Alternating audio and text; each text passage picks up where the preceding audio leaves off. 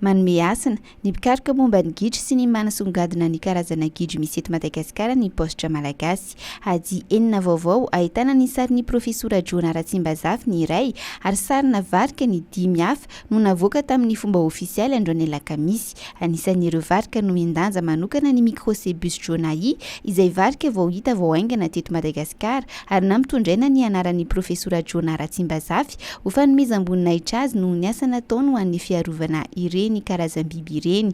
Ho an'ny fikambanana mpandinika sy mpikaroka manokana momba ny gidro na ny GERP dia mampita afatra toy ny fanantenana ary koa ho fanehoana ny fanomezan-danja ireo harena voajanahary eto Madagasikara ny fampiasana ireo sarina varika ireo amin'ny adia.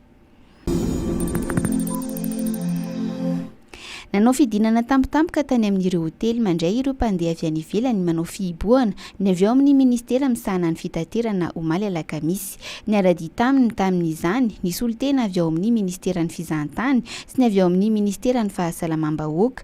Ny anara-maso ny fanarahan'ireo mpandeha sy ny hotely nandray azy antsakany sy andavany ny fitsipika sy ny fepetra mifehy ny fihiboana no antony fitsiriana raha ny vaovao avy amin'ny ministera ny fitaterana sy ny famantarana ny toetry ny andro. Pahatsiainy tsy maintsy anajana ny fihiboana mandritra ny 2 andro mandra-pivoaka ny valin'ny fitiliana PCR tamin'ireo hotely sy mpandeha ny ministera ary nanantitrantitra fa tokony hotorohina avy hatrany ireo tsy manaja ny fepetra ara-pahasalamana napetraka sy ny fanarahana. Efa manomboka ny pitsopitsony amin'ny fikarakarana ny fanomboana ny asa fanamboarana ny ampahany lalam-pirenena fahatelo amby folo mampitoy ny Osy sy Betroka.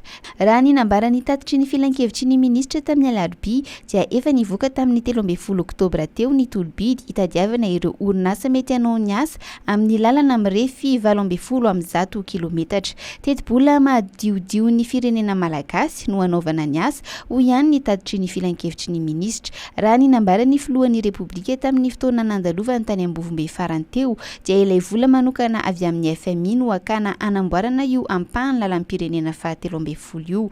Ny ampahany mampitoy any Ambovombe sy Taolagnaro dia efa famatsiam-bola avy amin'ny vondrona Europeana sy Banky Europeana momba ny fampiasam-bola no anamboarana azy. Eo ampanaovana fanadiadiana kosa ny fanamboarana ny lalana mampitoy any Ambovombe sy Betroka ka rehefa vita ny fanadiadiana dia atolotra ny mpamatsy vola ny vokany mba hitadiavana famatsiam-bola anamboarana azy.